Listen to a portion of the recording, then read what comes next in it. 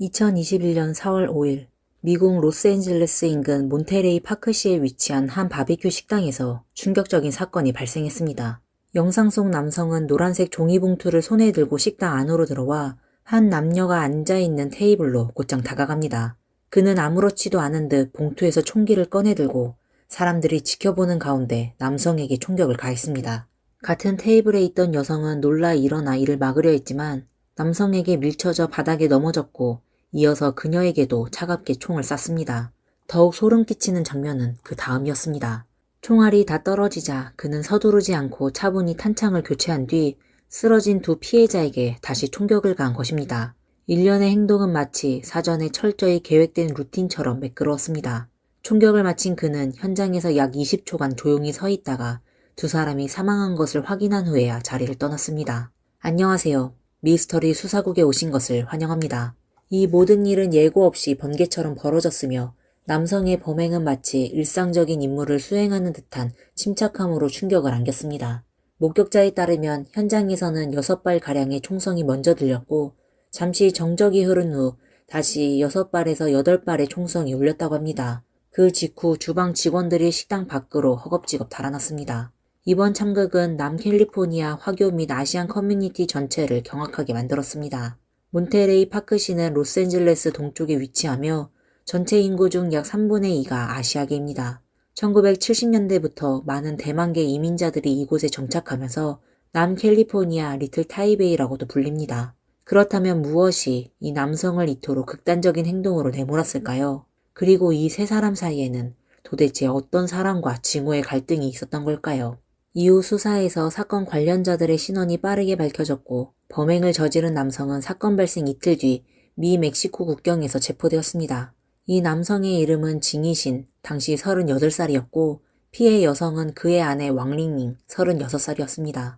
또 다른 피해 남성은 당시 37살의 리저밍으로 그는 왕링링과 평범하지 않은 관계였던 것으로 보이며 이것이 사건의 도화선이 되었던 것으로 추정됩니다. 징이신과 왕링링은 중국 허베이성 징신 출신으로 두 사람 사이에는 각각 11살, 9살 된 두 딸이 있었습니다. 징이신은 2013년 혼자 미국에 건너와 레스토랑과 건설 현장 등에서 육체노동을 하며 돈을 모았고 영주권을 취득한 후 2015년경 왕링링과 두 딸을 미국으로 불러들여 함께 생활하기 시작했습니다. 이들은 미국에 친척도 없고 친구도 거의 없는 상태였습니다. 그러던 중 팬데믹이 발생하면서 징이신의 일자리는 불안정해졌고 주로 단기 아르바이트로 생계를 유지하게 되었습니다. 그는 점점 아이들을 돌보는 가사 중심의 생활을 하게 되었고 왕링링은 마사지샵에서 일하며 하루 12간씩 주 6일 근무를 하는 등 가족의 경제적 중심이 되었습니다. 징이신의 어린 시절 친구이자 현재도 미국에 거주하며 교류 중이던 한 지인은 징이신은 충동적인 사람이 아니고 고향에서도 아내와 사이가 좋았으며 폭력을 행사한 적은 없었다 라고 증언했습니다. 미국에 와서도 양쪽 가족 간의 왕래가 있었고 지인의 딸이 종종 징이신 집에서 자기도 했습니다. 또한 지인의 가족은 장거리 화물트럭 운전을 하며 일정한 거주지가 없었기 때문에 LA 지역에 들를 때면 징이신의 집에서 하룻밤을 묵는 경우도 있었다고 합니다. 그러나 그들은 그 기간 동안에도 부부 사이에서 특별한 갈등이나 이상 징후를 전혀 감지하지 못했다고 전했습니다. 하지만 사건 발생 직전 징이신은 지인에게 전화를 걸어 곧 중국에 돌아갈 예정이니 두 딸을 잘 부탁한다고 말한 뒤 아무 설명 없이 전화를 끊었습니다. 통화 시간은 고작 1분 남짓이었고 이후 해당 지인은 징이신에게 수차례 총 10통 이상의 전화를 걸었지만 더 이상 연결되지 않았습니다. 그리고 그 직후 비극이 벌어진 것입니다. 징이신의 이웃들은 사건 전 몇 주 동안 부부가 자주 말다툼하는 소리를 들었다고 했습니다. 두 딸 또한 어느 날 가족회의 자리에서 부모가 만약 엄마 아빠가 헤어진다면 누구랑 살고 싶니? 라고 물었던 적이 있다고 증언했습니다. 사건 발생 전 왕링링은 침실에서 나와 거실 소파에서 따로 잠을 자고 있었고 부부는 이미 사실상 파탄 상태였던 것으로 보입니다. 그렇다면 무엇이 이 관계를 돌이킬 수 없는 파국으로 몰고 갔던 걸까요? 딸들의 회상에 따르면 사건 당일 왕링링은 평소와 달리 유난히 예쁘게 화장을 하고 옷도 단정히 차려입었다고 합니다. 가족과 외출할 때는 절대 그렇게 꾸미지 않았던 엄마가 그렇게 차려입은 것을 보고 아이들도 이상하게 느꼈습니다. 그리고 곧 리저밍이 차를 몰고 집 앞에 도착했고 왕링링은 거리낌 없이 남편과 아이들 앞에서 그를 따라 나섰습니다. 어쩌면 이 노골적인 행보가 징이 신을 극도로 자극했는지도 모릅니다. 체포된 후 징이 신은 보석 없이 구금되었고 2024년 10월 24일 사건 발생 3년 반 만에 이 사건은 정식으로 배심원 재판에 들어갔습니다. 그는 2건의 중범죄, 살인 혐의에 대해 모두 무죄를 주장했습니다. 이번 재판의 배심원 선정은 특히 신중하게 이루어졌습니다. 보통 하루면 끝나면 배심원 선발이 이 사건에서는 무려 이틀 반이나 걸렸고 총 60여 명의 예비 배심원 중 검찰과 변호인 양측의 철저한 심사를 거쳐 간신히 12명의 본 배심원과 3명의 예비 배심원을 선정했습니다. 공정성과 다양성을 확보하기 위해 최종 선정된 배심원 중 8명은 아시아계였습니다. 징이 씨는 이날 수의가 아닌 셔츠를 입고 법정에 출석했으며 머리는 체포 당시보다 훨씬 길어졌습니다. 표정은 평온했고 2명의 국선 변호사와 3명의 중국어 통역사의 도움을 받아 수일간의 재판을 성실히 마쳤습니다. 비록 범행 동기가 누구나 유추할 수 있는 혼인 파탄에 기인했지만 재판에서 검찰과 변호인 측이 각각 묘사한 범행 당시의 정황은 극명히 달랐습니다. 먼저 징이 신의 2명의 국선 변호인은 이렇게 변론했습니다. 징이 신은 조용하고 소극적인 성격의 성실한 남성으로 미국에 건너와 온갖 고된 일을 하며 돈을 모았고 가장 먼저 생각한 것은 아내와 2 딸을 미국으로 불러 가족이 함께 행복하게 사는 것이었다고 합니다. 그는 가족을 위해 자신의 모든 시간과 에너지를 쏟았고 자녀들과 함께 바닷가나 설산에 놀러가며 최대한 절약하는 삶을 살았습니다. 그 이유는 단 하나, 훗날 딸들에게 더 많은 재산을 남겨주고 보다 나은 삶을 살게 해주고 싶어서였습니다.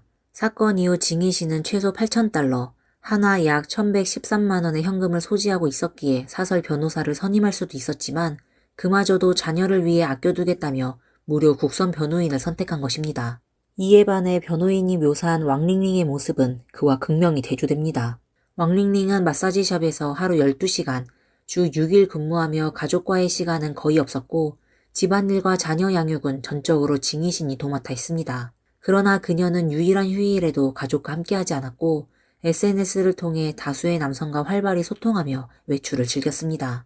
징이 씨는 이에 대해 불만을 드러냈고 아내와 앉아 진지한 대화를 시도하기도 했지만 왕링링은 대수롭지 않게 여겼습니다. 휴일이면 항상 하의를 신고 화장을 하고 보석을 착용하고 외출을 했고 남편 몰래 다른 남성과 만남을 가졌습니다. 사건 발생 몇 주 전에도 이와 관련한 부부싸움이 있었으며 당시 언쟁을 일으킨 남성은 이번 사건의 희생자인 리저밍이 아니었다고 합니다. 사건 당일 리저밍은 2 딸 앞에서 말끔히 차려입은 왕링링을 태우고 갔고 이 장면은 징이 신에게 극도의 수치심과 분노를 안겼습니다. 그는 범행 전 식당 근처를 차로 여러 차례 돌며 맴돌았고 범행 후 멕시코로 도주했다가 다시 걸어서 미국으로 돌아오다 체포되었습니다. 이러한 비합리적인 행동들은 그가 당시 정신적으로 완전히 무너져 있었다는 점을 보여줍니다. 범행 직후 징이 씨는 아내, 딸들, 어머니에게 각각 영상 메시지를 남겼습니다. 아내에게 보낸 영상에서는 만약 당신이 살아있다면 2 딸을 잘 부탁한다 라고 말했고 다음 생이 있다면 다시 부부가 되고 싶다고 덧붙였습니다. 딸들에게 남긴 영상에서는 아빠는 중국으로 돌아가고 싶다며 엄마가 살아있다면 잘 보살펴드려라. 이 모든 건 아빠의 잘못이다 라고 전했습니다. 변호인은 징이 신의 범행 후 영상 메시지를 근거로 그가 당시 극도의 분노와 혼란 속에서 이성적인 판단 능력을 상실한 상태였다고 주장했습니다. 영상에서 그는 아직 아내가 살아있다면 이라는 가정하에 메시지를 남겼는데 이는 그가 현실을 직시하지 못할 정도로 정신적으로 불안정했음을 보여주는 증거라는 것입니다. 또한 그는 영상 속에서 자살을 암시하는 발언도 남겼고 이는 당시 그가 감정적으로 극단적인 상태에 있었음을 반영합니다. 변호인은 징이 신이 오랜 시간 가족을 위해 희생하고 헌신했지만 그 대가로 받은 것은 냉혹한 배신이었으며 그 감정이 극한에 달한 순간 일시적으로 이성을 잃고 비극을 저질렀다고 주장했습니다. 만약 아내의 외도가 없었다면 징이 씨는 절대 누구에게도 해를 가할 사람이 아니라는 것입니다. 따라서 이번 사건은 사전에 계획된 1급 중범죄, 계획적 살인이 아니라 격한 감정 폭발에 따른 우발적 범행 혹은 격정 범죄로 보아야 하며 이에 따라 혐의 역시 비계획적 상해 혹은 2급 범죄로 간주되어야 한다고 강조했습니다. 하지만 검찰은 이른바 상처 입은 남자로 포장된 이야기를 전혀 받아들이지 않았습니다. 검찰 측은 이 사건이 누가 봐도 잔인한 범죄라고 단언했습니다. 정희신과 왕링링의 결혼은 이미 오래전에 파탄났으며 2 사람은 이혼 문제를 두고 여러 차례 논의한 바 있습니다. 다만 코로나 팬데믹과 경제적 이유로 어쩔 수 없이 같은 집에 머물렀을 뿐입니다. 당시 36살이던 왕링링은 경제적으로 독립된 상태였고 더 나은 삶을 추구할 권리가 있었습니다. 사건 직전 그녀는 새 차와 새 휴대폰을 구매하며 자신의 미래를 준비하고 있었고 외모를 가꾸고 데이트에 나서는 모습은 단순히 실패한 관계에서 벗어나 새로운 인생을 시작하려는 모습이었을 뿐입니다. 하지만 왕링링의 이런 모습은 이기적인 징이신에게 큰 상처로 다가왔고 그는 아내가 새로운 인생을 시작하려는 것을 용납하지 못한 채 불만과 의심을 점점 키워갔습니다. 사건 발생 약 한 달 전 징이신은 왕링링에게 넌 수치스러운 사람이야. 네 불륜은 반드시 대가를 치르게 될 거야. 라는 메시지를 보낸 바가 있습니다. 검찰은 이 경고 메시지가 그가 이미 범행을 계획하고 있었음을 드러내는 강력한 정황 증거라고 봤습니다. 또한 사건 당일 드러난 여러 정황들도 이를 뒷받침합니다. 징이 씨는 식당에 들어가기 전 차량으로 식당 주변을 여러 차례 빙빙 돌았는데 검찰은 이것이 단순한 분노 표현이 아니라 마치 사냥감을 노리는 포식자처럼 범행 기회를 엿보는 행동이었다고 판단했습니다. 그날 식당 주차장에는 빈자리가 많았음에도 그는 차량을 주차장에 세우지 않고 길가에 세워두었습니다. 검찰은 이것이 범행 후 도주를 염두에 둔 계획적 행동이라고 주장했습니다. 또한 징이 씨는 리저밍을 공격할 때 머리, 얼굴, 그리고 중요 부위를 집중적으로 조준했으며 이는 단순한 공격을 넘어 아내를 처벌하려는 복수심에서 비롯된 잔혹한 행위였으며 피해자를 살려둘 생각이 전혀 없었음을 보여준다고 했습니다. 검찰은 사건 당시 현장 사진과 피해자들의 시신 부검 사진을 법정에 제출하며 설명을 이어갔고 이에 대해 징이 씨의 변호인은 이러한 사진이 배심원단에게 불공정한 인상을 남길 수 있다며 강하게 반대했습니다. 그러나 이 반대는 결국 재판부에 의해 기각되었습니다. 검찰이 제시한 증거에 따르면 징이 씨는 총기 6개를 소지하고 있었고 총기에 대해 강한 집착을 보였으며 은닉 소지를 허가받은 면허를 보유하고 있었습니다. 또한 그는 총기 안전 사용에 관한 전문 교육까지 이수한 상태였습니다. 그럼에도 불구하고 범행 당시 그가 선택한 것은 등록되지 않은 불법 개조된 총기였습니다. 이 총기는 암시장 부품으로 개조되어 탄창 용량이 더 커졌으며 당연히 공식 기록에도 존재하지 않아 추적이 어려웠습니다. 실제로 경찰은 사건 이후 지금까지도 해당 범행 도구를 찾지 못하고 있습니다. 이에 대해 징이 씨의 변호인은 검찰이 피고인의 모든 총기 사진을 증거로 법정에 제출한 데 대해 강하게 반발했습니다. 변호인 측은 실제 사용된 것은 소형 총기 한정에 불과하다며 나머지 총기 사진과 함께 제시되는 것은 배심원단에게 피고인이 위험한 인물이라는 인상을 줄 수 있고 공정한 판단을 저해할 우려가 있다고 주장했습니다. 하지만 이 반대 의견 역시 법원에 의해 기각되었고 검찰은 총기 사진을 포함한 모든 증거를 그대로 제시할 수 있게 되었습니다. 검찰은 이어서 더욱 충격적인 정황을 추가로 제시했습니다. 사건 직전 징이 씨는 두 딸에게 집안에 보관된 현금과 귀중품이 들어있는 금고 사용법을 가르쳤는데 이는 이전까지 한 번도 없던 일이었습니다.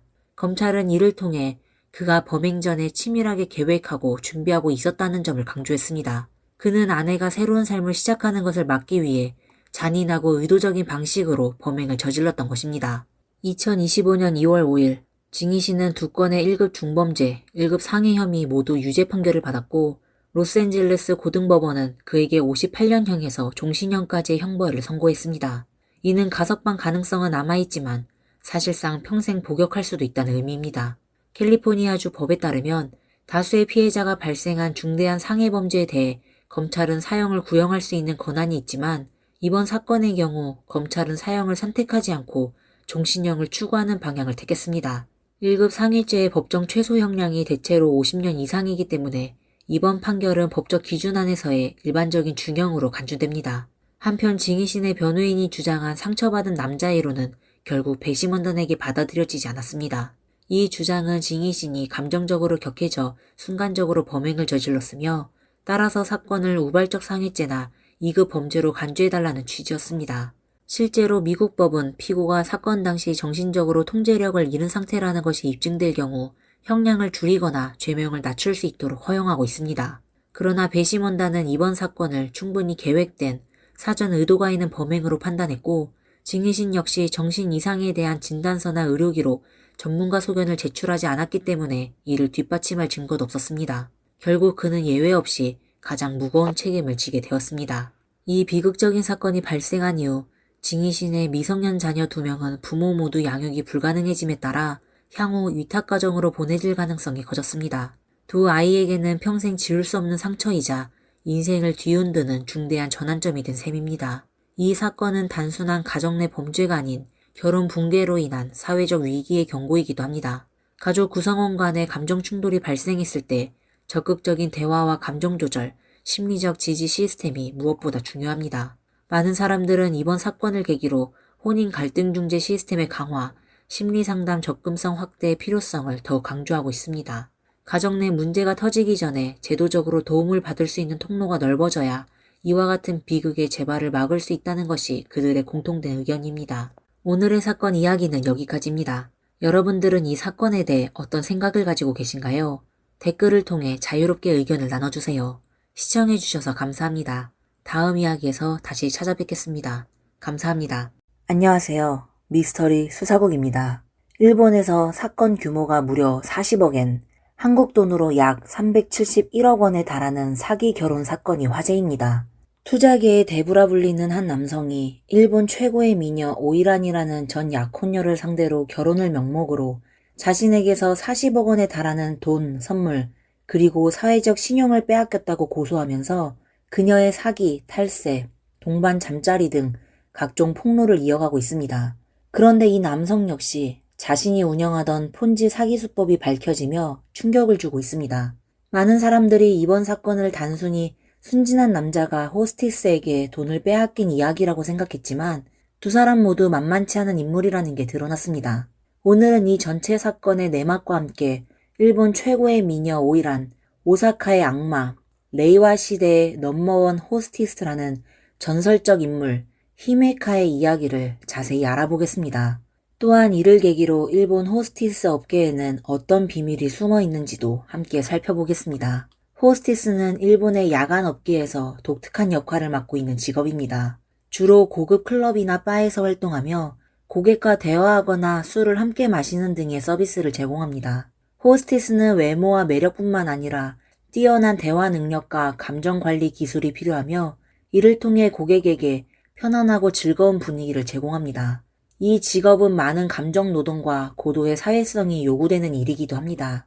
일본 사회에서는 호스티스라는 직업에 대해 긍정적이거나 부정적인 시각이 공존합니다. 지지자들은 이 직업이 합법적인 술자리 서비스라고 보는 반면 비난하는 자들은 지나치게 상업화된 접대 문화가 여성의 이미지를 훼손할 수 있다고 우려합니다.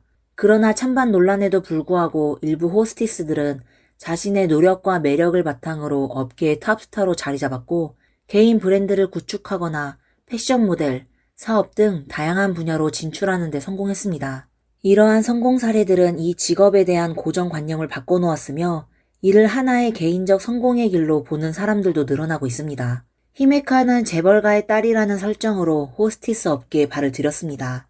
입문한 지 단 3개월 만에 가게 내에서 탑자리에 올랐으며 12시간 만에 1억엔, 약 9억 원을 벌어들이는 신기록을 세우는 등 업계 기록을 연달아 갱신했습니다. 그녀는 인스타그램에서 86만 팔로워, 틱톡에서도 55만 팔로워를 보유한 인플루언서입니다. 호스티스라는 직업을 넘어 인터넷상에서 인플루언서로 활약하며 많은 젊은 여성들에게 성공의 아이콘으로 여겨지고 있습니다. 히메카의 본명은 나카모토 히카로 2000년 10월 27일 일본 효교원 부유한 4인 가족에서 태어났습니다. 그녀의 아버지 나카모토 슈샤코는 사업가로 딘플로 회사의 사장직을 맡고 있습니다. 이 회사는 벤츠, 포르쉐 등 고급 수입차 판매를 주요 사업으로 하며 포르쉐컵, 포르쉐 챔피언십 등 자동차 경주 활동을 후원한 경력이 있습니다. 또한 나카모토 슈사쿠는 여러 회사의 경영권을 보유하고 있을 정도로 광범위한 사업 영역을 자랑합니다. 이러한 가정환경 덕분에 히메카는 어린 시절부터 풍족한 물질적 혜택을 누렸습니다. 어릴 때부터 고급차를 이용해 이동했고 학창 시절에는 지역 내 유명한 사립 명문학교를 다니며 무시험으로 진학해왔습니다. 경제적으로 여유로운 가정에서는 자녀를 해외 유학 보내는 것이 흔한 일이지만 히메카는 부모가 마련한 안정된 길을 따르지 않았습니다. 그녀는 학업적으로 뛰어나지 않다는 것을 스스로 잘 알고 있었고 더 다양한 삶의 경험을 얻고 싶다는 마음에 자신만의 방식으로 미래를 탐구하기로 결심했습니다. 알려진 바에 따르면 히메카는 중학교 시절 연예기획사 에이벡스에 발탁되었습니다. 당시 그녀는 재미있을 것 같다는 생각에 에이벡스에 소속되었고 2015년 도쿄 걸스 오디션에 참가해 준결승까지 진출했습니다. 그러나 최종 성적이 좋지 않았고 학교 측의 반대도 있었기 때문에 이 길을 계속 걷지는 않았습니다. 이후 히메카는 야키니쿠 가게에서 아르바이트를 시작했으며 뛰어난 외모 덕분에 많은 손님을 끌어모았습니다. 일부 손님들은 그녀를 보기 위해 일부러 먼 길을 오기도 했습니다.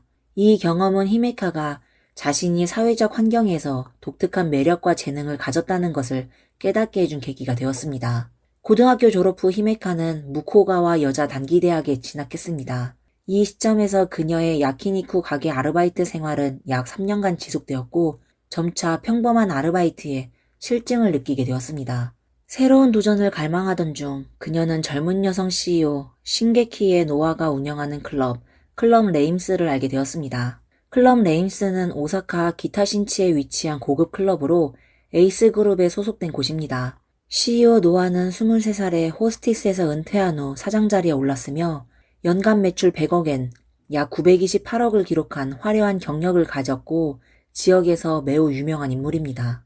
호기심에 이끌린 히메카는 2018년부터 클럽 레임스에서 아르바이트를 시작했습니다. 하지만 부모님께 자신이 야간 업계에서 일하고 있다는 사실을 솔직히 말하지 않고 대신 노래방에서 일하고 있다고 거짓말했습니다. 그러나 여전히 집에서 살고 있었기 때문에 이 사실은 금방 가족들에게 들통났습니다. 그녀의 어머니는 매우 화를 내며 우리 집은 돈이 부족하지 않으니 정말 필요하다면 경제적인 지원을 해줄 수 있다. 당장 일을 그만둬라 라고 말했습니다. 아버지도 엄격한 경고를 하며 어머니가 이렇게까지 말했는데도 공공연히 호스티스로 일하고 싶다면 한 달 안에 집에서 나가 독립하라고 했습니다. 18살의 히메카에게는 야간업계의 세계가 단순한 돈 이상의 매력을 가지고 있었습니다.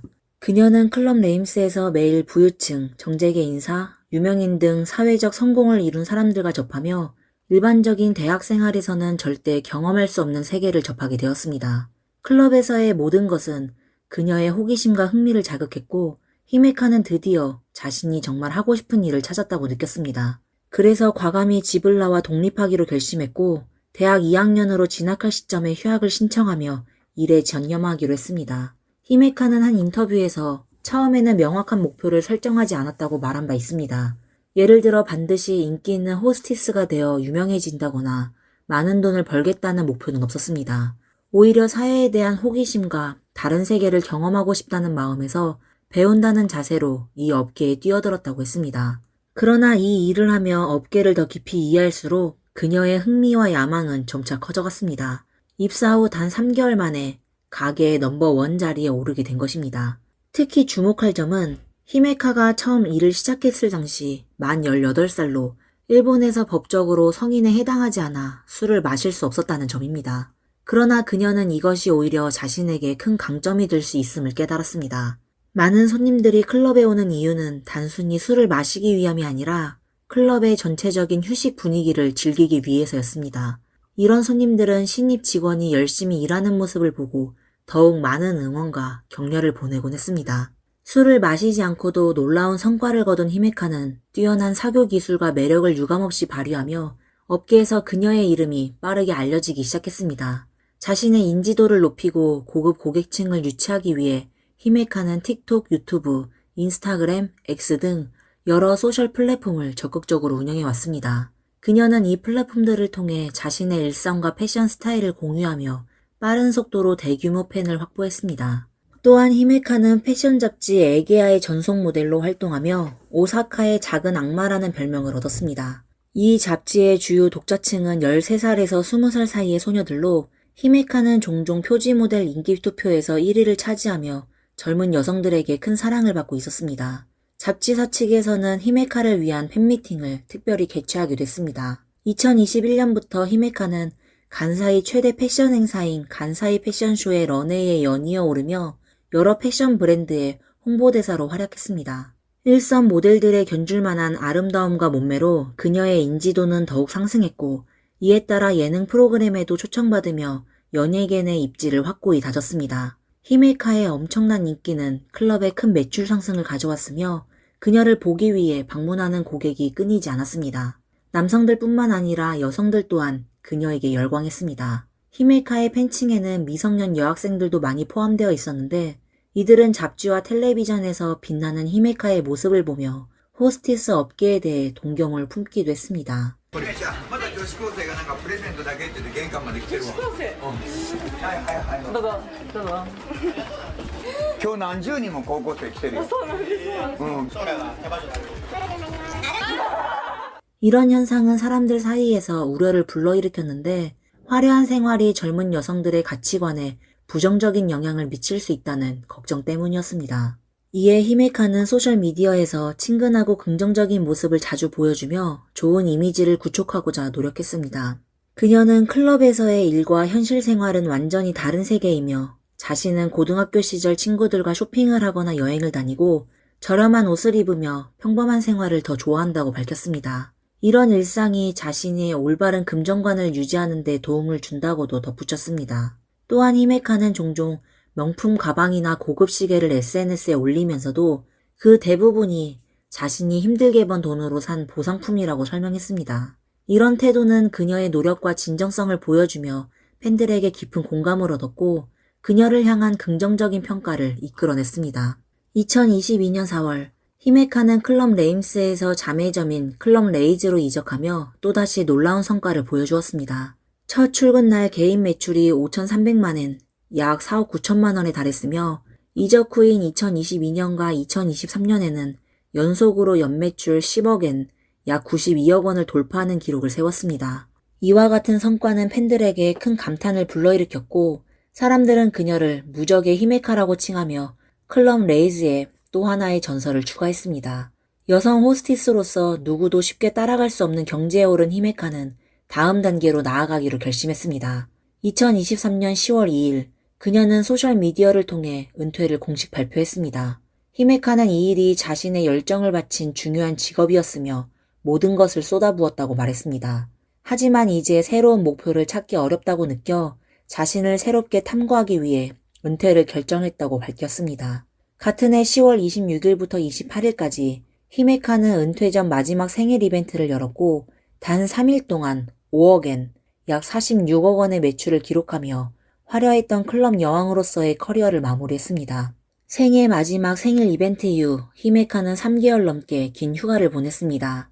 이 기간 동안 그녀는 여러 나라를 여행하며 좋아하는 포커 대회에도 참가했습니다. 하지만 휴가 중에도 팬들과의 소통을 잊지 않고 영상과 사진을 꾸준히 업로드하며 친밀한 관계를 유지했습니다. 히메카는 이미 모델 업계에서 상당한 인기를 쌓았기 때문에 대중들은 그녀가 은퇴 후 패션계나 연예계로 진출할 것이라고 예측했습니다. 그러나 그녀는 클럽이야말로 자신의 진정한 안식처라고 생각하는 듯 했습니다.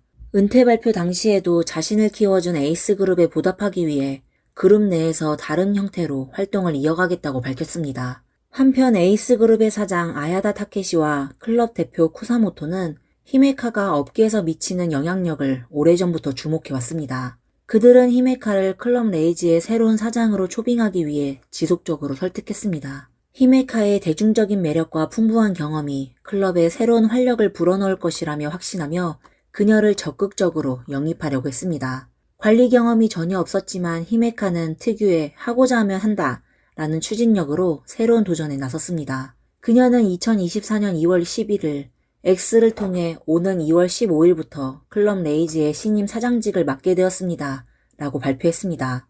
짧은 머리 스타일과 블랙 수트를 입고 등장한 히메카는 이 결정은 가벼운 선택이 아닙니다. 플레이어와 경영자의 역할은 다르다는 것을 잘 알고 있습니다. 신중히 고민한 끝에 이 결정을 내렸고 꼭 해내겠다는 각오로 임하겠습니다. 여러분의 응원을 부탁드립니다. 라고 말하며 강한 의지와 프로다운 모습을 보였습니다. 이렇게 히메카는 노아에 이어 23살의 나이로 사장 자리에 오른 두 번째 전설적인 인물이 되었습니다. 여성 호스티스에서 여성 경영자로 도약한 히메카는 완전히 새로운 무대에 올랐습니다. 비록 전면적인 활동에서는 물러났지만 그녀의 인기는 여전히 뜨거웠고 과거 고객 중 일부는 매일같이 클럽 레이즈를 찾아 히메카를 응원했습니다. 그러나 히메카가 사장으로 취임한 지 약 반년 뒤 그녀의 전 금주이자 전 남자친구인 기쿠치 카게루가 소셜미디어에 파격적인 폭로를 하며 논란의 중심으로 떠올랐습니다. 그는 히메카에게 사기 결혼을 당했다고 주장하며 그녀의 모든 이미지는 가짜라고 폭로했습니다. 기쿠치는 히메카가 부잣집 딸이 아니라 단순히 돈만 밝히는 여성일 뿐이라고 주장했습니다. 또한 히메카가 과거 성형수술을 하지 않았다고 강조해왔지만 실제로는 얼굴과 몸매 모두 성형을 했으며 자신이 그녀의 가슴 성형에 약 270만엔, 하나 약 2,507만 원을 지원했다고 밝혔습니다. 그뿐만 아니라 기쿠치는 히메카가 동반 잠자리를 했다고 폭로하며 그녀가 1억엔 이상의 증여세를 제대로 신고하지 않았다며 일본 국세청에 철저한 조사를 요청하기도 했습니다. 이 일련의 폭로는 히메카를 한순간에 논란의 중심에 서게 했고 그녀는 거센 여론의 비판과 의심 속에 놓이게 되었습니다. 2024년 9월 히메카는 화제의 토크쇼 이미다 코지의 폭로 미팅에 게스트로 초대되었습니다. 방송에서 진행자가 하루 동안 최고 매출액이 얼마였습니까? 라고 묻자 히메카는 담담하게 2억에서 3억엔 정도입니다. 라고 답하며 약 18억에서 27억 원에 해당하는 금액을 언급했습니다. 이 발언은 다시 한번 큰 화제를 불러일으켰습니다. 방송이 방영되기 전 일부 시청자들은 히메카의 논란 많은 과거를 이유로 방송국에 항의 서한을 보내며 그녀의 출연을 반대했습니다. 이들은 히메카가 공적 방송에 등장할 경우 젊은 세대에게 부정적인 영향을 미칠 수 있다고 주장했습니다. 그러나 방송국 측은 기쿠치 폭로가 아직 명확한 증거로 입증되지 않았음을 근거로 들며 프로그램을 예정대로 9월 21일에 방영하기로 결정했습니다. 히메카의 전 남자친구라는 신분을 떠나 클럽의 탑 고객이 될 수 있었던 사람은 결코 평범한 인물이 아닙니다. 폭로 내용을 자세히 들여다보기 전에 기쿠치 카케루라는 인물에 대해 먼저 알아보겠습니다. 기쿠치 카케루는 1977년 홋카이도에서 태어난 현재 47살입니다. 알려진 바에 따르면 그는 학력이 높지 않으며 도쿄의 한 전문학교를 졸업한 뒤 고향으로 돌아가 약 6년 반 동안 독학으로 외환거래를 공부했습니다. 그는 2009년 단 15일 만에 2,500% 이상의 수익률을 기록하며 천재 딜러로 불리기 시작했습니다. 2011년에는 일본 내 프라이빗 펀드의 외환 딜러로 활동을 시작했고 2013년에는 영국의 회사를 설립한 후 이듬해 해외 증권사의 외환 딜러로 전향했습니다. 이후 2015년과 2019년에 각각 EXIA 합동회사와 EXIA 프라이빗 리미티드를 설립하며 사업을 확장했습니다. 그는 다수의 외국계 기업에서 CEO와 CTO를 역임하며 투자 업계에서 큰 성공을 거두었으며 연간 수입이 약 10억엔에서 40억엔, 약 92억 원에서 371억 원에 달하는 것으로 추정됩니다. 기쿠치 카케루는 투자계에서 성공한 인물이지만 동시에 논란도 많은 인물입니다. 그는 유명한 플레이보이로도 알려져 있으며 특히 여성 호스티스들에게 각별한 관심을 보였습니다. 히메카뿐만 아니라 유명 여성 호스티스인 이치조 히비키, 나츠메 코코로 등과 교제한 적이 있으며 현재 여자친구인 에리카 역시 인기 여성 호스티스입니다. 기쿠치 카케루는 통큰 씀씀이로도 유명합니다. 그는 자신의 소셜미디어에 슈퍼카 명품 그리고 각종 사치스러운 생활사진을 자주 올리곤 했습니다. 그러나 그는 동시에 여러 건의 소송에 연루된 인물이기도 합니다. 이 소송 관련 내용은 뒤에서 자세히 다루겠습니다. 2024년 8월 말 기쿠치 카케루는 인스타그램에 2,000자 이상의 장문의 글을 게시하며 히메카가 자신에게 로맨스 사기와 결혼 사기를 저질렀다고 공개적으로 비난했습니다. 기쿠치는 두 사람이 2021년 3월 20일부터 결혼을 전제로 교제하기 시작했다고 주장했습니다. 같은 해 10월 히메카가 자신의 생일 이벤트를 앞두고 은퇴 의사를 밝혔기 때문에 그는 그녀를 위해 1억엔 약 9억 원 상당의 고급 샴페인 1000병을 준비했다고 합니다. 그러나 생일 이벤트 며칠 전 히메카는 갑자기 샴페인을 취소하며 아직 은퇴할 수 없다고 그에게 말했습니다. 기쿠치는 그녀의 결정을 이해하고 존중한다고 밝혔지만 동시에 이 관계를 계속 이어가는 것이 맞는지 고민하기 시작했다고 합니다. 이때 히메카는 2022년 생일 이벤트 전에는 반드시 은퇴하겠다고 약속하며 두 사람의 관계는 다시 이어졌습니다. 기쿠치 카케루는 게시글에서 2021년 11월 이후 히메카의 생일 이벤트에서 소비된 샴페인의 수량, 가격, 빈도, 그리고 금전과 선물의 폭증이 모두 자신의 후원 덕분이었다고 주장했습니다. 히메카가 자신의 채널에서 노력해서 번 돈으로 산 명품과 고급 가방이라고 자랑했던 대부분의 물건이 사실상 약 90% 이상 기쿠치 카케루의 지원으로 구매된 것이라는 것입니다.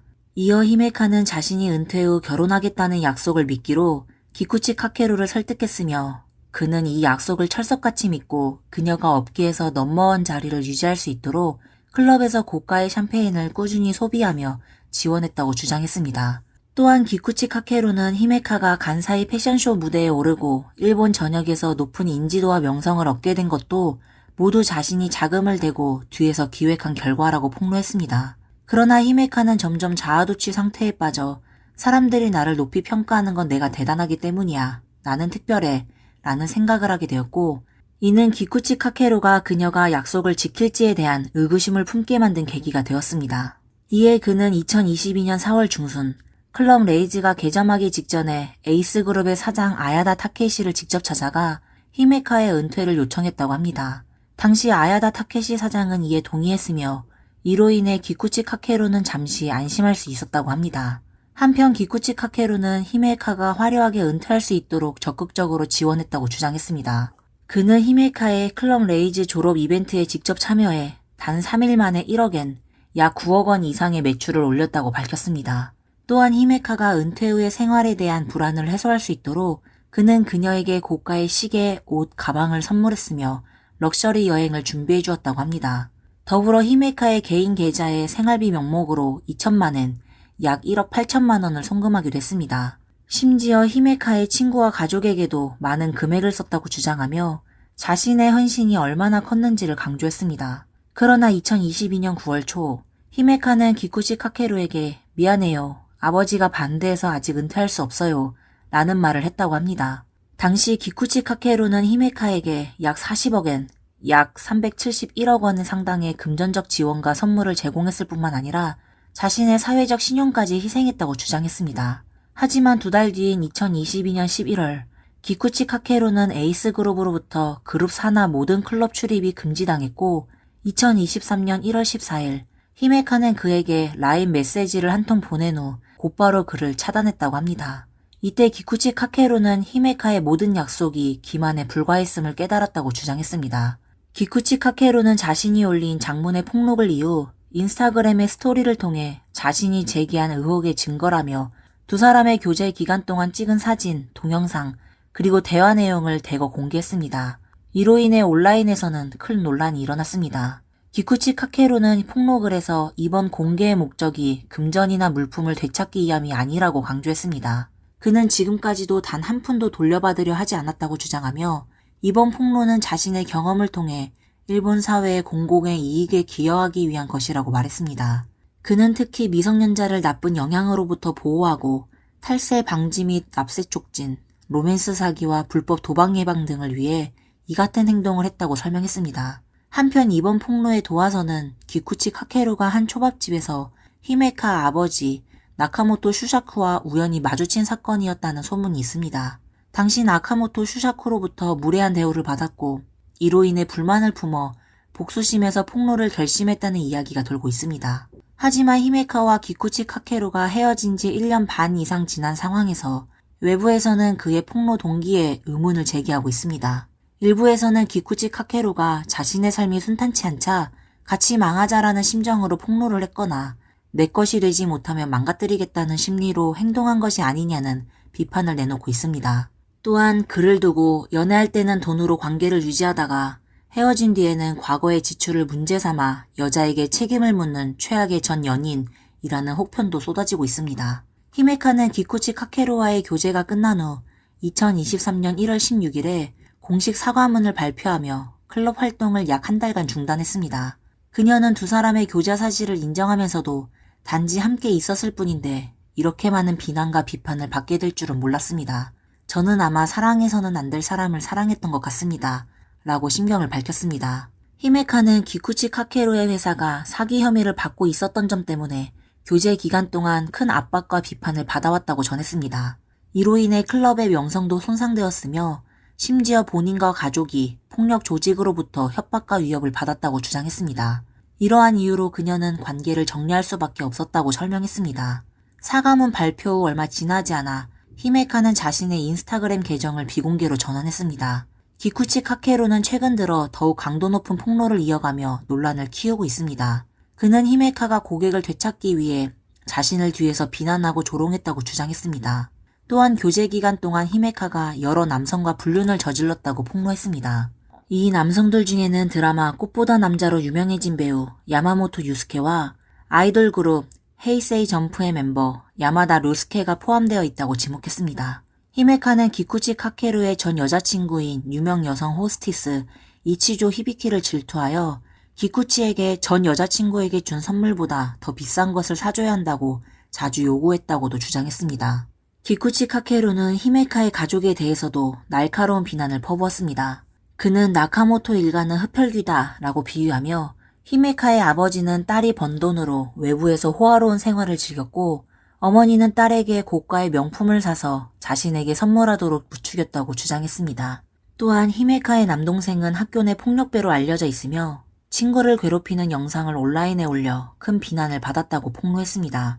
기쿠치 카케로는 이 사건을 무마하기 위해 돈을 들여 해결했다고 말하며 나카모토 가족 전체가 문제를 가지고 있다고 비난했습니다. 히메카와 기쿠치 카케루의 논란이 계속해서 확산되면서 점점 더 많은 폭로 내용이 수면 위로 드러나고 있습니다.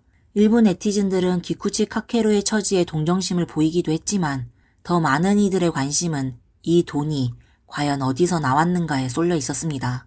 앞서 언급했듯이 기쿠치 카케루는 여러 건의 소송에 얽혀 있으며 그 자신도 히메카를 위해 사회적 신용까지 잃었다고 말한 바 있습니다. 이것이 과연 어떻게 된 일일까요? 2022년 한 주요 인물이 나서서 EXIA가 실제 투자가 없는 폰지 사기라고 고발했습니다. 이 인물은 바로 2015년 4월 기쿠치 카케루와 함께 EXIA 전신인 EXIA 재팬 합동회사를 공동 설립했던 전 부사장 이토 다이스케입니다. 2022년 5월 26일부터 이토 다이스케는 자신의 SNS를 통해 기쿠치 카케루가 운영하는 EXIA 회사에 문제가 있다고 지적했습니다. 그는 2023년 1월 26일에 발행된 주간 신초의 머니코너 유료판에서 EXIA의 내부 사정과 기쿠치 카케루의 여러 형태를 추가로 폭로했습니다. 이토 다이스케에 따르면 현지 회계 감독기관의 자료에 의거해 EXIA는 2017년과 2018년에 매출이 전무했으며 그 이후로도 어떠한 회계 자료도 제출하지 않았다고 합니다. 기쿠치 카케루는 EXIA를 통해 외환거래에서 막대한 이익을 얻은 것처럼 가장했지만 실제로는 아무런 실질적 투자를 하지 않았습니다. 만약 실질적 투자가 없고 새로운 투자자의 자금을 이전 투자자에게 배당금으로 지급한 것이라면 이는 의심할 여지 없는 폰지 사기입니다. 그럼에도 불구하고 기쿠치 카케루는 신주쿠 가부키초의 여성 접대부들에게 수억 엔을 낭비했고 현재는 오사카 기타신치의 여성 접대부들에게 빠져 있었습니다. 이 EXIA 투자회사는 한때 도쿄 로폰기의 초고층 빌딩에서 한 층 전체를 임대했으며 월 임대료가 무려 5천만 엔, 약 4억 6천만 원에 달했습니다. 회사는 약 50억 엔, 약 464억 원을 들여 사무실을 호화롭게 꾸몄습니다. 이러한 화려한 사무실이 투자자들의 관심을 끌어모으는 데 일조했다고 합니다. 기쿠치 카케루는 회사 대표로서 사치스럽기로 유명하며 유흥업소에서 하룻밤에 수천만 엔을 쓸 수 있고 현금을 사용해 3억 엔, 약 27억 원 상당의 고급 아파트를 구매하기도 했습니다. EXIA는 약 12,000여 명의 투자자로부터 723억 엔, 약 6,713억 원을 모금했습니다. 하지만 2021년 봄부터는 투자자들의 황금 요청을 감당하지 못하기 시작했습니다. 피해 보상과 지분 반환을 요구하는 소송이 잇따라 제기되었습니다. 소송이 빈번해지자 EXIA는 2022년 11월 로폰기 사무실에서 철수해 도쿄 도스미다구 긴시초의 오래된 사무실로 이전했습니다. 같은 달 말 EXIA의 암호화폐 자회사는 자금 부족 문제로 일본 금융청의 영업정지 명령을 받았고 부당 투자 권유 혐의로 기쿠치 카케루의 아메리칸 익스프레스 센츄리온 카드도 강제 중지되었으며 일부 자산은 일시적으로 압류되었습니다. 이후 기쿠치 카케루는 EXIA 사장직에서 사임했으며 관련 소송은 현재도 진행 중입니다. 기쿠치 카케루가 히메카의 탈세 혐의를 폭로한 사건에 대해 일본의 유명 세무사이자 유튜버인 스가와라 유이치가 자신의 유튜브 채널에서 의견을 공유했습니다. 기쿠치 카케루의 폭로에 따르면 히메카는 그로부터 약 25억 엔, 약 232억 원에 해당하는 선물을 받았으며 이는 명품, 가방, 보석 등 고가의 물품을 포함하고 있습니다. 심지어 그는 자신의 블랙카드를 그녀에게 마음대로 사용하도록 맡겼다고 합니다. 만약 이 폭로 내용이 사실이라면 일본의 증여세율 55%를 적용하고 미신고에 따른 중가산세 등을 합산할 경우 히메카가 최종적으로 부담해야 할 금액은 약 18.2억 엔, 약 169억 원에 이를 가능성이 큽니다. 또한 히메카가 파산 신청을 하더라도 증여세 납부 의무는 면제되지 않으며 납부하지 못할 경우 그녀의 재산은 압류될 위험에 처할 수 있습니다. 만약 결혼 사기 혐의가 사실로 드러나고 최종적으로 유죄 판결을 받을 경우 거액의 세금 추징 외에도 최대 10년 이하의 징역형에 처해질 가능성이 있습니다. 이 사건의 양측 모두 법적 회색지대에서 활동하는 인물이라는 점에서 사기꾼 대 사기꾼의 대결이라고 불리고 있습니다. 현재 두 사람의 논란은 여전히 진행 중이며 네티즌들은 앞으로의 전개를 주목하고 있습니다. 과연 천재 투자가와 전 레이와 시대 최고의 여성 호스트 중 누가 먼저 법적 처벌을 받게 될 것인지 그 결과는 지켜봐야 할 것 같습니다. 오늘의 내용은 여기서 마치겠습니다. 여러분은 이 사건에 대해 어떻게 생각하시나요? 댓글로 여러분의 의견을 나눠주세요. 다음에 다시 뵙겠습니다. 감사합니다. 안녕하세요. 미스터리 수사국입니다. 사람들 사이에는 다양한 감정이 존재합니다. 예를 들어 가족애, 사랑, 그리고 우정 같은 감정들입니다. 가족애는 선택할 수 없는 감정입니다. 태어나면서부터 특정 사람들과 가족 관계를 맺게 되죠. 반면 우정은 자신의 선택에 달려 있습니다. 목적이 분명한 가벼운 관계를 제외하면 우정이 깊어지면 가족애나 사랑을 뛰어넘을 수도 있습니다. 역사적으로 친구를 위해 희생을 감수한 사람도 많습니다. 하지만 반대로 친구를 험담하고 배신한 사람도 적지 않습니다. 따라서 우정은 상당히 복잡한 관계라고 할 수 있습니다. 인정해야 할 것은 두 사람이 친구가 되는 과정은 보통 같은 취미나 비슷한 가치관에서 시작된다는 점입니다. 이런 점에서 친구를 사귀는 일은 매우 순수한 과정처럼 보일 수 있습니다. 두 사람이 서로 대화가 잘 통하거나 함께 즐길 수 있으면 그것만으로 충분해 보이죠. 하지만 정말 그게 전부일까요? 이번 영상을 다 보고 나시면 여러분의 생각이 바뀔지도 모릅니다. 2006년 6월 9일 금요일, 엘리베마주 5번시에 사는 린지 브라운은 매우 들뜬 기분이었습니다. 그날 저녁 그녀는 집에서 여자들의 밤을 열 계획이었기 때문이죠. 여자들의 밤이란 몇몇 친한 여자친구들을 초대해 집에서 영화를 보고 술을 마시며 여자들만의 비밀스러운 이야기를 나누는 시간을 말합니다. 그래서 린지는 일찌감치 간단한 간식을 준비하며 친구들을 기다리고 있었습니다. 하지만 금요일은 평일이었기 때문에 정확한 모임 시간을 정하지 않았습니다. 각자 퇴근하고 알아서 오면 되는 것이었죠. 일찍 오든 늦게 오든 상관없었습니다. 대략 저녁 6시쯤 린지는 친구 로리앤 슬래신스키에게 전화를 받았습니다. 로리는 그날 저녁에 초대된 친구 중 한 명이었습니다. 전화를 통해 들려오는 소리를 미루어 보아 로리가 있는 곳은 꽤나 소란스러운 환경인 듯 했습니다. 로리는 린지에게 자신이 월마트에 가서 칵테일 재료를 좀 사려고 한다고 말했습니다. 물건을 산 후 바로 도착할 거라고 했죠. 린지는 로리에게 서두르지 말고 천천히 운전하라고 당부한 후 기분 좋게 전화를 끊었습니다. 이후 친구들이 차례차례 도착하면서 여자들은 금방 화기애애한 분위기를 만들었고 아주 즐거운 시간을 보냈습니다. 시간이 저녁 8시 30분쯤 되었을 때 린지의 휴대폰이 갑자기 울렸습니다. 확인해보니 또 로리였죠. 그제서야 린지는 로리가 왜 아직 오지 않았는지를 떠올렸습니다. 칵테일 재료를 사는데 2시간이나 걸릴 일이 아닌데 말이죠. 그래서 급히 전화를 받으며 로리에게 무슨 일이 있는지 물어보려고 했지만 상대방의 목소리는 들리지 않았고 몇 초 후 전화는 끊어졌습니다. 이런 상황에서 린지는 곧바로 다시 전화를 걸었지만 계속해서 받는 사람이 없었습니다. 혹시 로리가 갑자기 다른 계획이 생겨서 모임에 못 오게 된 건 아닐까 생각했습니다. 그래서 자신에게 전화를 걸었는데 신호가 좋지 않아서 연결이 되지 않았을 수도 있다고 여겼습니다. 린지는 다시 전화를 걸까 하다가 옆에서 친구들이 재촉하는 소리를 듣고는 간단한 메시지를 보내고 다시 모임에 합류했습니다. 그날 밤 여자들은 너무 신나게 놀았고 린지는 모임이 어떻게 끝났는지도 모를 정도였습니다. 다음날 눈을 떠보니 이미 점심시간이었죠. 린지는 휴대폰을 확인해봤지만 이상하게도 로리에게서 아무런 메시지도 오지 않았습니다. 뭔가 이상하다는 느낌이 들기 시작했죠.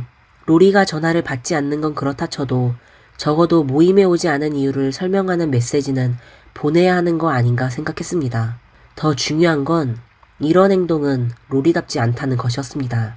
이상한 예감이 든 린지는 바로 로리의 집으로 전화를 걸었지만 여전히 받는 사람이 없었습니다. 그 후 주말 내내 린지는 로리에게 몇 번이나 전화를 걸었지만 계속해서 연락이 닿지 않았습니다. 여기서 궁금할 수 있습니다. 이렇게까지 연락이 안 되는데 왜 린지는 경찰에 신고하지 않았을까요? 그 이유는 간단합니다. 린지와 로리는 같은 심리재활센터에서 일하고 있었기 때문에 린지는 무의식적으로 월요일에 출근하면 로리를 볼 수 있을 거라고 생각한 겁니다. 그러나 월요일이 되었음에도 로리가 나타나지 않자 린지는 진심으로 걱정되기 시작했습니다. 결국 동료들과 함께 로리의 집으로 가보기로 결심했습니다. 로리는 한 트레일러 파크에 살고 있었는데 그곳은 시설이 잘 갖추어져 있고 경치가 아름다워서 현지 대학생들에게 인기가 많은 장소였습니다. 로리의 트레일러 집은 대학 시절에 어머니가 그녀를 위해 사준 것이었죠. 린지 일행이 그곳에 도착하자 로리 집의 문이 잠겨있지 않고 열려있는 것을 발견했습니다. 또한 로리의 차도 주차장에 없었습니다. 상황이 이상하다고 느낀 린지는 문 앞에서 로리를 불러봤지만 아무런 응답이 없었고 망설임 없이 집 안으로 뛰어들어갔습니다. 보통 이런 상황이면 끔찍한 범죄 현장을 발견할 것 같지만 실제 상황은 그렇지 않았습니다. 린지는 예전에 로리의 집에서 파티에 참석한 적이 있어서 집 구조를 잘 알고 있었습니다. 얼마 지나지 않아 집안을 샅샅이 뒤져봤지만 로리는 집에 없었고 집은 깔끔하게 정리되어 있었으며 나쁜 일이 벌어진 흔적은 없었습니다. 혹자는 이렇게 말할 수도 있겠죠. 이건 별로 이상한 일이 아니고 로리가 집에서 사고를 당한 게 아닐 수도 있다고요. 맞는 말입니다. 처음에도 린지는 그렇게 생각했습니다. 하지만 그녀는 곧 이상한 점을 발견했습니다. 로리의 집에는 피넛이라는 요크셔 테리어가 있었습니다. 이 작은 강아지는 그때 작은 우리 안에 갇혀 있었습니다. 린지를 보자 피넛은 흥분해서 이리저리 뛰어다니며 꼬리를 흔들었고 매우 기뻐 보였습니다. 또한 건강 상태도 좋아 보였습니다. 만약 로리가 금요일 이후로 집에 돌아오지 않았다면 3일 동안 아무것도 먹지 못한 강아지가 이렇게 활발할 수 있었을까요? 그리고 3일 동안 먹지도 마시지도 않았다면 3일 동안 배설을 하지 않을 수 있었을까요? 왜냐하면 우리 아래쪽에 배설물 받침대가 아주 깨끗해서 아무런 배설물도 없었기 때문입니다. 즉, 이 강아지는 누군가의 돌봄을 받고 있었던 것입니다. 문제는 피넛을 돌본 사람이 과연 로리였을까요? 답을 찾기 위해 린지는 다시 집안을 둘러보았고 이번에는 정말로 새로운 단서를 발견했습니다. 주방에서 작은 러그 3장이 사라졌습니다. 린지는 로리가 예전에 피넛이 타일 위를 걷는 것을 싫어한다고 말했던 것을 기억하고 있었습니다. 그래서 로리는 주방 바닥에 작은 러그 3장을 깔아 피넛이 밟을 수 있게 했었죠. 그 외에도 로리 집 앞에 있던 쓰레기통이 사라진 것도 이상했습니다. 이러한 점들을 종합해보니 린지는 강아지를 돌본 사람이 로리가 아닐 가능성이 높다고 생각했습니다. 회사로 돌아온 후 린지는 이 상황을 사장에게 보고했고 사장은 즉시 로리의 어머니인 알린 슬레신스키에게 연락을 취했습니다. 딸이 실종되었다는 소식을 들은 알린은 두말 없이 남편과 함께 로리의 집으로 향했습니다. 린지와 마찬가지로 로리의 부모도 집 안팎을 샅샅이 뒤졌고 또 다른 새로운 단서를 발견했습니다. 로리의 침실에 있던 집 전화의 전화선이 사라진 것이었죠. 이 사실을 확인한 부부는 경찰에 신고하기로 했습니다. 처음에 경찰은 이 사건을 대수롭지 않게 여겼습니다.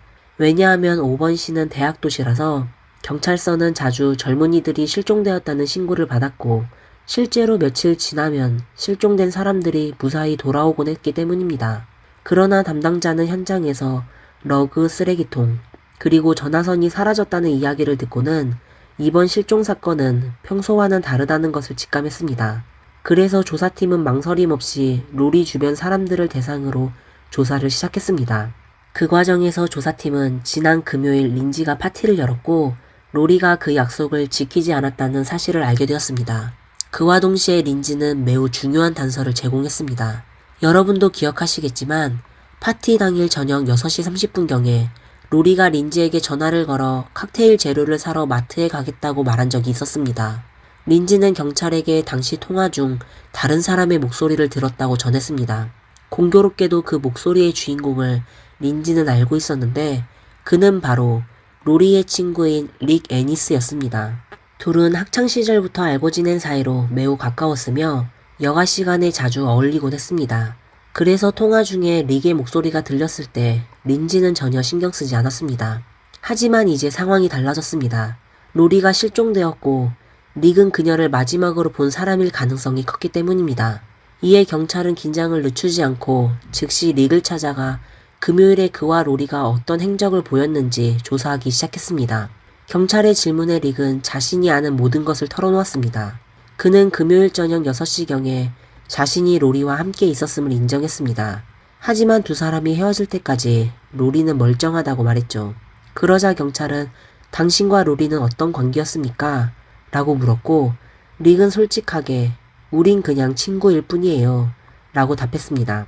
그리고 덧붙여 말하길 둘은 몰래 약초를 키우고 있었고 금요일에 릭이 로리에게 약초를 조금 건네주며 최근 이게 가격이 꽤 좋아. 팔면 꽤 돈을 벌 수 있을 거야 라고 했다는 것이었습니다.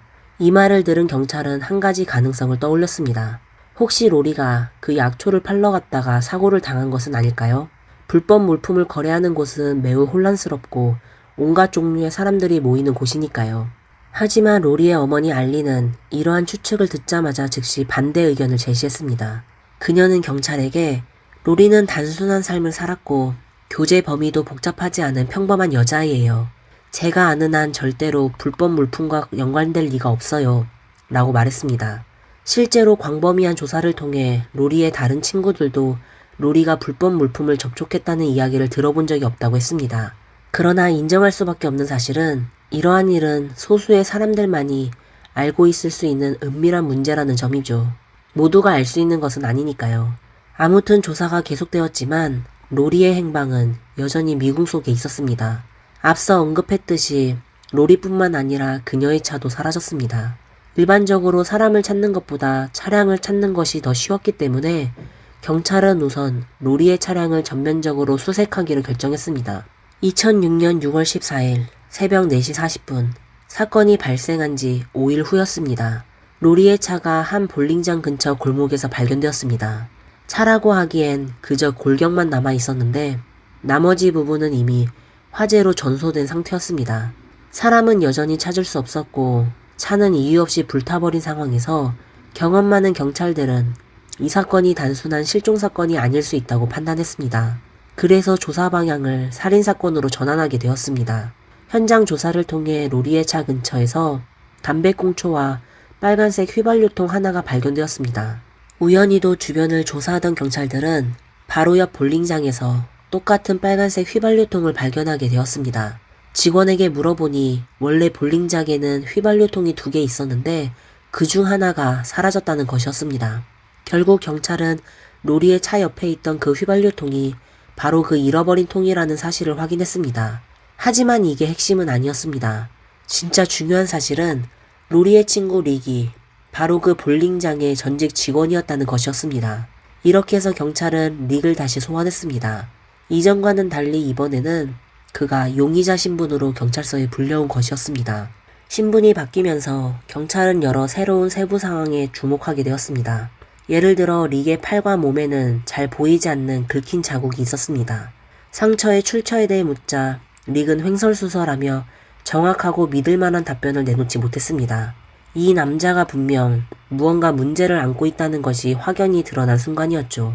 그러나 경찰이 가진 증거들은 모두 간접적인 것이었고 겉보기에는 유용해 보였지만 릭이 그저 우연의 일치라고 둘러대면 쉽게 넘어갈 수 있는 상황이었습니다. 따라서 경찰이 강제 조치를 취하려면 더 명확한 증거, 즉 범행 동기가 필요했습니다. 이 상황에서 경찰은 다시 린지를 떠올렸습니다. 린지는 로리와 매우 가까운 사이였을 뿐만 아니라 전화로도 릭의 목소리를 알아차릴 정도로 두 사람은 잘 아는 사이였습니다. 그렇다면 린지가 혹시 릭이 로리를 해칠 만한 동기를 알고 있진 않을까 하고 경찰은 생각하게 된 것이죠. 이 질문에 대해 린지는 오랫동안 고민한 후 동기가 될지는 모르겠지만 사건이 발생하기 얼마 전 로리가 릭에게서 연애 편지를 받았다고 말했습니다. 연애 편지라는 말이 나오자 경찰은 지난번 조사에서 릭이 로리와 그냥 친구 사이라고 명확히 말했던 것을 떠올렸습니다. 그래서 조사관들은 곧바로 릭에게 연애 편지에 대해 추궁하기 시작했고 릭은 어쩔 수 없이 편지를 쓴 적이 있다고 인정했습니다. 그러나 그 편지는 로리에게 거절당했다고 했습니다. 이로써 동기를 찾은 셈이었습니다. 혹시나 이런 동기가 다소 성급해 보일 수 있지만 실제로 연애 편지가 거절되었다는 사실이 중요한 것이 아닙니다. 중요한 것은 경찰이 이를 바탕으로 강제 수사를 진행할 수 있게 되었다는 점이죠. 예를 들어 릭의 차를 수색할 수 있었고 그 결과 차 안에서 날카로운 도구, 털이 달린 수갑 한 쌍, 그리고 몇 병의 세정제가 발견되었습니다. 이 모든 증거는 경찰에게 불길한 예감을 심어주기에 충분했지만 아직 로리를 찾지 못한 상태였습니다. 만약 살아있다면 사람을, 사망했다면 시신을 찾아야 했습니다. 로리가 피해를 입었다는 확실한 증거 없이 용의자를 자백시키는 것은 거의 불가능한 일이었죠. 그래서 경찰은 로리 수색을 계속하는 한편 릭에 대한 심층 조사를 진행하기로 했습니다. 추가 단서를 찾기 위한 노력이었죠. 그러나 수사를 진행하면서 경찰도 놀랄 만큼 충격적인 사실을 알게 되었습니다. 그렇다면 그들이 대체 무엇을 알아낸 것일까요? 이 이야기는 13년 전으로 거슬러 올라갑니다. 1993년 3월 5일 저녁, 엘라베마주의 순찰경찰 존 클락은 한 통의 신고 전화를 받았습니다. 고속도로에서 한 차량이 통제력을 잃고 가드레일에 충돌했다는 내용이었습니다. 존은 즉시 차량을 몰고 현장으로 향했습니다. 그러나 현장에 도착해보니 사고 차량 외에는 책가방을 맨 10살 남짓한 남자아이 한 명밖에 없었습니다. 존은 아이를 안전한 곳으로 데려간 후 무슨 일이 있었는지, 그가 차의 탑승자인지, 그리고 다른 사람들은 어디에 있는지 등을 물었습니다.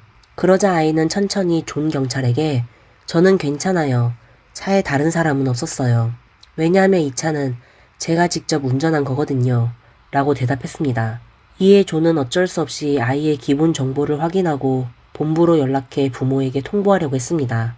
기다리는 동안 존은 습관적으로 소년이 가지고 있던 가방을 열어 확인해 보았습니다. 그리고 그가 본 광경에 충격을 받았습니다.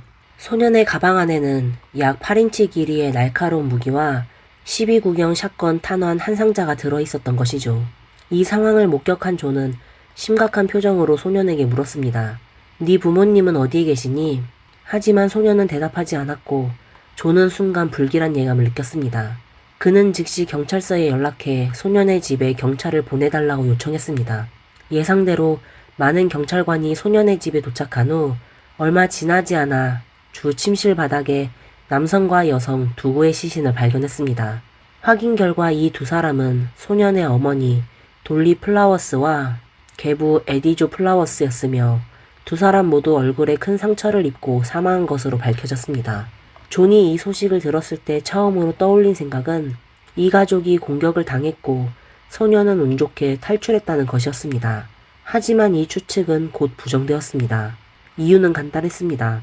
부모에게 무슨 일이 일어났는지 묻자 소년은 차분하게 대답했습니다.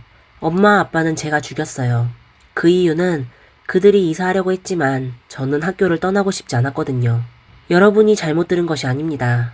동기는 그렇게 단순했습니다. 더욱 충격적인 사실은 법의학자의 감정 결과 부모의 사망 시점이 3월 3일, 즉 사고 발생 이틀 전이었다는 것입니다. 다시 말해 소년은 이틀 동안 시신과 함께 생활했고 그 기간 동안 학교에도 정상적으로 다녔던 것입니다. 또한 경찰은 사건 현장에서 한 장의 목록을 발견했는데 그곳에는 소년의 부모 이름뿐만 아니라 그의 3명의 누나 이름들도 적혀 있었습니다. 이 목록은 다름 아닌 사망 예정자 목록이었던 것이죠. 이 사건이 신문에 보도되자 사회적 파장은 엄청났습니다. 사람들은 12살 소년이 어떻게 이렇게 끔찍한 범죄를 저지를 수 있는지 상상조차 할 수 없었습니다. 그러나 미성년자 보호를 이유로 소년의 이름은 공개되지 않았으며 심지어 재판도 받지 않았습니다. 결국 그는 엘리베마주 소년구치소에 수감되었고 21살이 되자 석방되었습니다. 그가 출소하자마자 만난 사람이 당시 대학생이었던 로리였습니다. 이제 여러분도 짐작하셨겠지만 이 소년은 다름 아닌 로리 실종 사건의 용의자 릭 애니스였습니다. 그의 끔찍한 과거를 알게 된 경찰은 로리가 이미 사망했을 가능성이 매우 크다고 확신하게 되었습니다. 그러나 여전히 시신도 직접적인 증거도 없는 상황에서 릭을 기소할 수 없었습니다. 시간이 지나면서 로리 실종 사건은 범인의 신원을 알고 있음에도 불구하고 미제 사건으로 남게 되었습니다. 눈 깜짝할 사이 10년이 흘러 2016년 엘라베마주 경찰서에서는 미제 사건 전담팀을 구성했습니다. 그 팀을 이끄는 사람은 마크 휘테커라는 특수요원이었고 그가 선택한 첫 번째 사건은 명확한 용의자가 있는 로리 실종 사건이었습니다.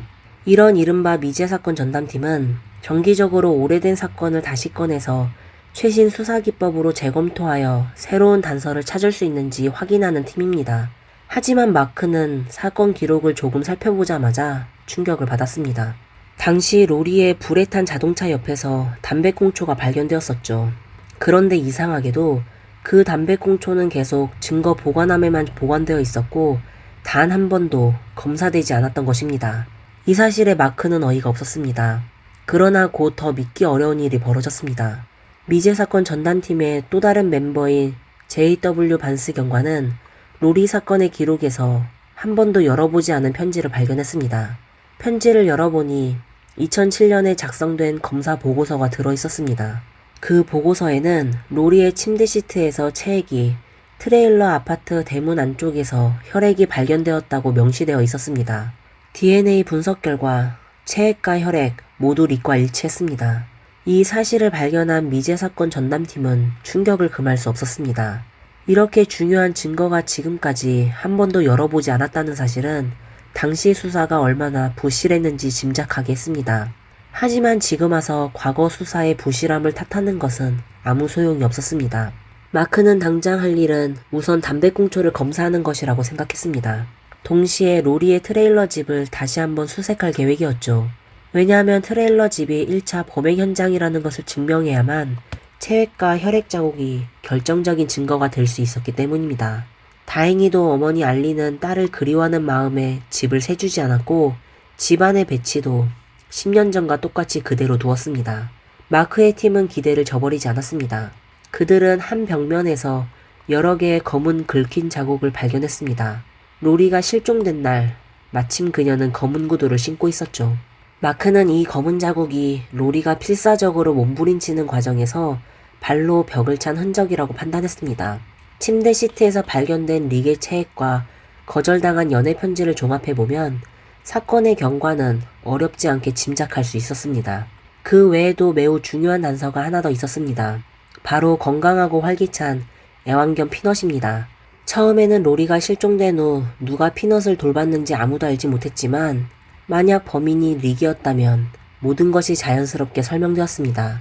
릭은 부모를 살해한 후 현장에서 이틀간 생활한 적이 있었기 때문에 이것이 그의 범행 방식이라는 것이죠. 이 시점에서 미제 사건 전담팀은 충분한 증거를 확보한 상태였고 담배꽁초의 DNA 분석 결과 역시 예상대로 릭이 범인임을 다시 한번 확인해 주었습니다.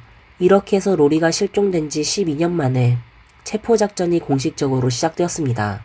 그 시점에서 릭은 이미 엘라베마를 떠나 버지니아주에서 새로운 삶을 시작하고 있었습니다. 그 10년 동안 그는 좋은 직장을 얻었고 한 도서관 사서와 약혼까지 한 상태였습니다. 이것이 의도된 것인지 우연의 일치인지는 알 수 없지만 2018년 8월 6일 릭의 생일에 경찰은 그의 직장을 포위했고 동료들의 눈앞에서 그를 체포했습니다. 릭의 체포 소식과 함께 부모를 살해했던 소년이 수년 후 다시 살인 혐의로 수감되었다는 기사가 주요 매체의 일면을 장식하며 사람들에게 충격을 안겼습니다. 이 사건은 여러 중요한 목격자들의 관심을 끌었는데 그중 한 명은 로리가 실종되던 해에 릭과 함께 살았던 그의 룸메이트였습니다. 이 룸메이트는 경찰에 엄청난 단서를 제공했죠. 린지가 로리 집 주방에서 강아지가 사용하는 작은 러그 3장이 사라졌다고 말했던 것을 기억하시나요? 룸메이트가 경찰에 제공한 중요한 단서는 바로 그 사라진 3장의 러그였습니다. 솔직히 아무도 릭이 왜 당시 그 러그를 집으로 가져갔는지 알지 못했고 룸메이트가 그 러그를 그렇게 오랫동안 보관하고 있을 것이라고도 예상하지 못했습니다. 더욱 놀라운 것은 아무런 보호 조치가 없었음에도 경찰이 그 러그에서 혈액을 성공적으로 추출해냈다는 점이었습니다. 이후 분석 결과 그 자국에서 릭과 로리의 DNA가 모두 발견되었습니다. 물론 룸메이트 외에도 테리 부스라는 친구도 자발적으로 경찰에 연락했습니다. 릭이 엘리베마를 떠난 후 두 사람이 한번 술집에서 옛적을 나눈 적이 있었는데 그때 테리가 릭에게 왜 엘라베마를 떠나야 했는지 물었더니 릭은 시신 하나를 처리해야 했거든 이라고 무심코 말했습니다. 당시 테리는 그저 농담으로 여겼지만 릭의 체포 소식을 듣고 나서야 그 말이 사실이었을 가능성을 깨닫게 되었습니다. 이제 모든 준비가 끝나고 악당을 법정에 세우기만 하면 되는 상황이었지만 예상치 못한 변수가 발생했습니다. 바로 신종 코로나 바이러스 감염증이 확산된 것입니다. 어쩔 수 없이 리그의 재판은 계속해서 연기되었습니다. 안타깝게도 재판을 기다리는 동안 로리의 아버지는 폐렴에 걸려 불행히도 세상을 떠났고 남동생도 암으로 세상을 떠났습니다. 온 가족 중 어머니 알린만이 남아 슬픔 속에서 고통스럽게 버티며 그저 정의가 실현되는 날을 기다리고 있었습니다. 반면 감옥에 있는 릭은 여전히 자신이 로리의 실종과 관련이 없다고 주장하고 있었습니다. 그의 약혼녀는 릭을 변호하며 그가 정직한 남자라고 믿고 있었습니다. 두 사람이 처음 만났을 때 릭은 자신의 어린 시절에 부모를 살해한 일을 솔직히 고백했기 때문이었죠. 약혼녀는 이 일도 전적으로 릭의 잘못이 아니라고 생각했습니다. 어머니의 오랜 학대 때문에 참다 못해 폭발했다고 믿고 있었기 때문입니다. 하지만 이 순진한 여자는 자신이 살아가는 약혼자가 부모를 살해한 진짜 이유는 단지 이사를 가기 싫어서였다는 사실을 전혀 모르고 있었습니다. 다행히도 오랜 기다림 끝에 2022년 세계가 거의 정상으로 돌아왔습니다. 같은 해 3월 로리 실종 사건의 재판이 공식적으로 열렸습니다. 이 사건은 시신이 끝내 발견되지 않았지만 검찰의 다양한 증인과 물증을 바탕으로 한 공격적인 입증 덕분에 배심원단은 단 이틀 만에 릭의 1급 살인 혐의를 유죄로 판단하고 사형을 선고했습니다. 그러나 바로 그 순간 한 사람이 나서서 판결에 이의를 제기했습니다. 바로 로리의 어머니 알린이었습니다. 그녀는 배심원단에게 사형을 철회해달라고 요청했습니다. 이유는 간단했습니다. 사형이 선고되면 릭이 끊임없이 항소할 것이 분명했고 알린은 남은 여생 동안 이 악당의 항소 심리에 계속 참석하고 싶지 않다는 것이었습니다. 결국 법원은 알린의 요청을 받아들여 2022년 4월 14일에 릭의 형을 사형에서 가석방이 없는 종신형으로 변경했습니다. 그러나 사형을 면한 릭은 알린의 바람과는 달리 조용히 복역하지 않았습니다. 그는 여전히 자신이 무죄라고 주장하며 끊임없이 항소를 제기했습니다. 그래서 많은 사람들은 이럴 줄 알았다면 사형을 취소하지 말았어야 했다 라고 분노했습니다. 하지만 제 생각엔 당시 알린이 사형을 취소해달라고 한 이유는 어쩌면 그녀의 진심이 아니었을지도 모릅니다. 로리 실종 사건은 겉으로는 완전히 결말을 맺은 듯해 보이지만 사실 중요한 한 조각이 빠져 있습니다. 바로 로리의 시신이 끝내 발견되지 않았다는 점입니다. 그래서 알린이 무기징역으로 감형을 요구한 진짜 이유는 어쩌면 릭이 언젠가 양심의 가책을 느끼고 진실을 말해주기를 바랐기 때문일지도 모릅니다.